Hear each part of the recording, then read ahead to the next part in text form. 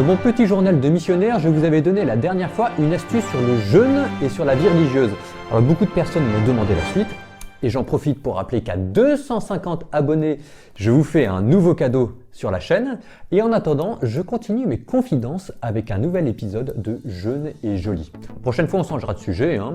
Et puis, toujours dans mon petit journal de mission, je vous emmène après moi du côté de Caen, du côté du front apostolique.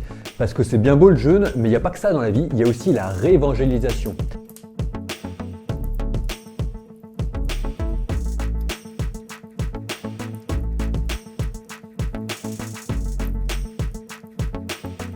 Voyons ensemble l'astuce, toi aussi fais de YouTube ton ami pour faire de la catéchèse. Aujourd'hui, je vous parle de la manière dont j'ai redécouvert le jeûne.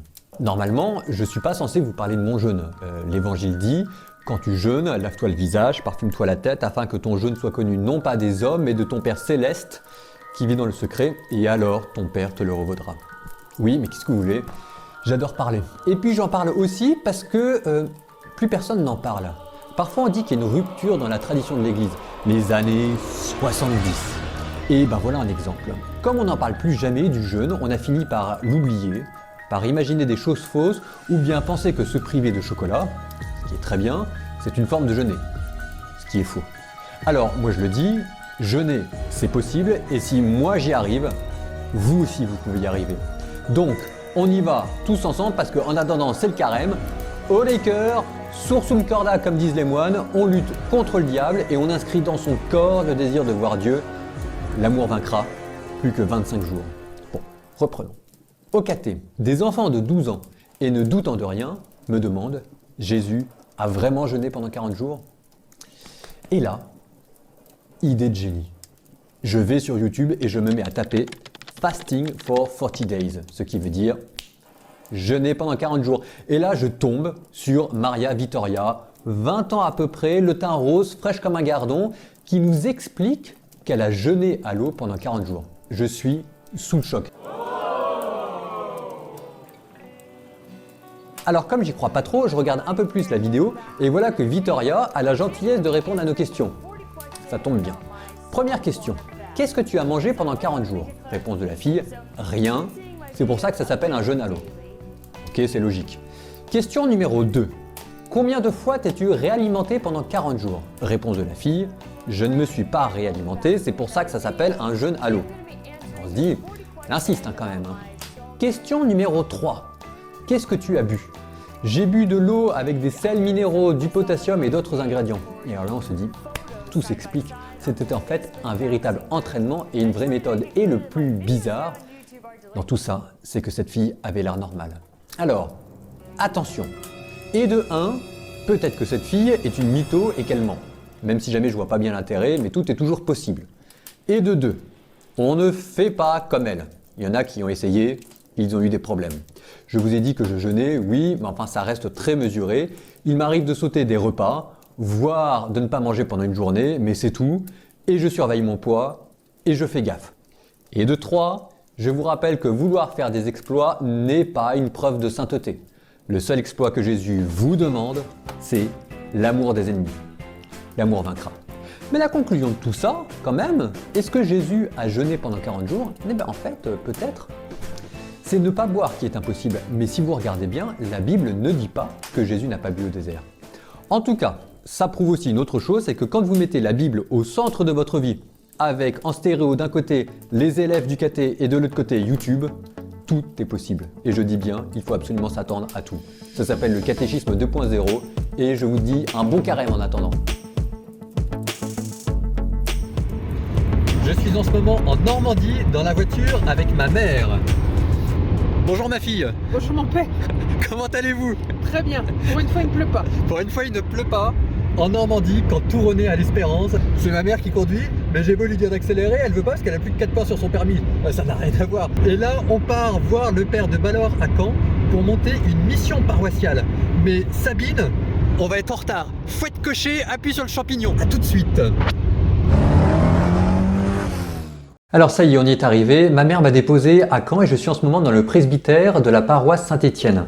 Alors si jamais vous faites attention, vous allez peut-être entendre le cri des mouettes. Ce sont les mouettes du port de Caen.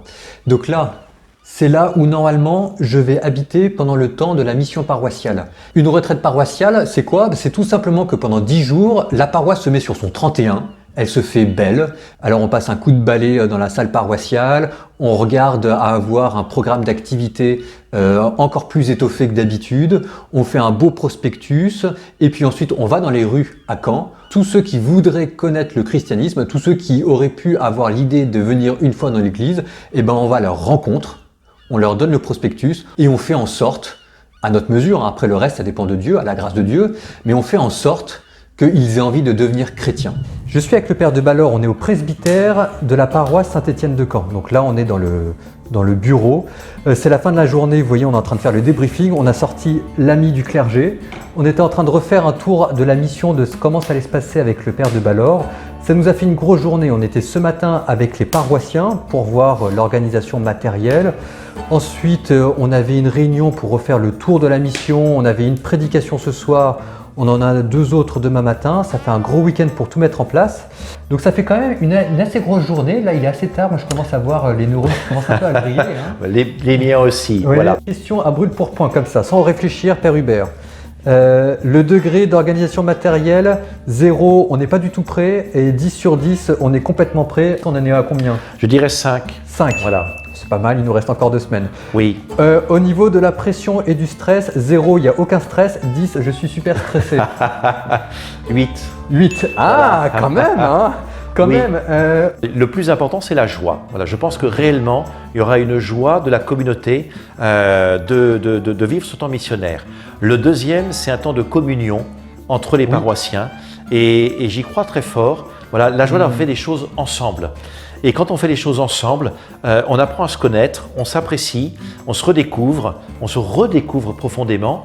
Et je pense que les assemblées du dimanche qui vont suivre ne seront pas tout à fait les mêmes qu'avant la mission. Oui, bah vous Voilà. aurez vécu quelque chose ensemble. Je vous ai apporté les prospectus. Vous allez avoir la joie qu'on les ouvre ensemble. Donc, ils sont pas mal du tout. Hein. Ils sont pas mal du tout. J'en passe un au Père Hubert qui va nous Merci. le commenter. On en a distribué 2 à chaque paroissien. Un pour eux et l'autre pour que justement ils le donnent autour d'eux et que la mission commence dès aujourd'hui à travers le fait de transmettre à autrui le programme de la mission. Oui, un Voilà. système de parrainage. Alors vous avez sur un côté tout le programme de la mission, jour par jour. J'ai annoncé la mission aux paroissiens par un éditorial que j'ai fait dans le journal paroissial, tout simplement, en expliquant un peu les enjeux de la mission, ce qu'était l'évangélisation et le désir de faire en sorte que ça trouve un écho dans la communauté paroissiale, début janvier. Et j'ai sauté sur l'occasion en demandant au Père Paul Adrien de venir dès début janvier pour une première rencontre avec un petit noyau de paroissiens. Oui, oui. Si on allait lancer la réunion, et moi j'attendais beaucoup de monde, et il y a eu 6 personnes. Oui, alors moi j'attendais pas beaucoup de monde, mais c'est mon côté parano. Donc c'est comme ça que ça a commencé. Voilà, et puis à partir du mois de février, eh bien, on a commencé à prier pour la mission. Et l'idée, c'était que la mission commence par la prière. Et donc, à chaque messe dominicale, à la fin de chaque messe, nous avons pris la prière pour la mission. Et c'est ce que nous continuons à faire d'ailleurs. Et donc, ça a mis un peu dans l'esprit des Oui. paroissiens, Oui, oui. d'abord l'idée qu'il y aurait une mission qui viendrait, et puis de la préparer par la prière. Et dans la feuille paroissiale de ce mois-ci, du mois de mars, eh bien, c'est là où on a mis un petit peu le programme de la mission. Oui. Donc c'était déjà plus visible. Le Père Paul Adrien s'est présenté en quelques Oui. mots. Un teaser de la mission a été réalisé par lui, qui a été mis en ligne. Oui. Donc on monte un petit peu en puissance. On monte en puissance. Hein. Et Voilà. là, ce matin, on avait une réunion. Vous voyez, la première, on était 6 et ce matin, on était 40. Bon, et puis à partir de là, on espère que Oui. voilà, de semaine en semaine. Ça va monter en ça va puissance. Hein. Ça va monter en puissance. Là, maintenant, la mission paroissiale est dans 15 jours. Et donc, ça va durer pendant 10 jours. On commence à l'Annonciation le 25 mars. Et puis ensuite, on commence par faire une semaine. On va essayer de faire un peu de pub, de prospection, etc. Et on arrive à la fin avec des soirées un peu ciblées pour les jeunes, pour les couples, pour soirée pénitence. Et puis, on termine avec un point d'orgue sur le week-end des rameaux.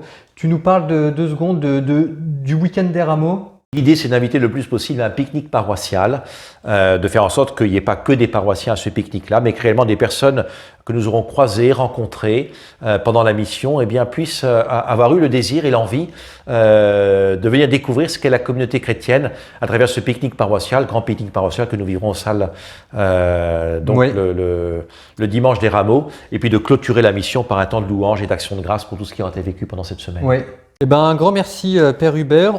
En attendant, priez pour nous, c'est quand même pas mal de travail. Il y a même aussi un peu de stress hein, quand même, qu'on le veuille ou pas, parce que forcément on s'expose et que ça veut dire qu'on propose des choses aux paroissiens qu'on n'a pas l'habitude de faire. On va essayer de proposer des choses aux gens qu'on ne connaît pas. Donc forcément, on engage un peu sa propre crédibilité, en tout cas un peu de sa foi. Alors on est content de le faire parce qu'on le fait au nom du Christ et que vraiment c'est ce qui nous anime et c'est ce qu'on croit. Mais priez pour nous parce que c'est quand même jamais un exercice qui est totalement évident et c'est jamais totalement gagné. Et on est content de le faire pour l'Église et puis pour Dieu. Hein. Mais priez pour vous parce que où que vous soyez, on a besoin et on compte sur vos prières. Merci beaucoup.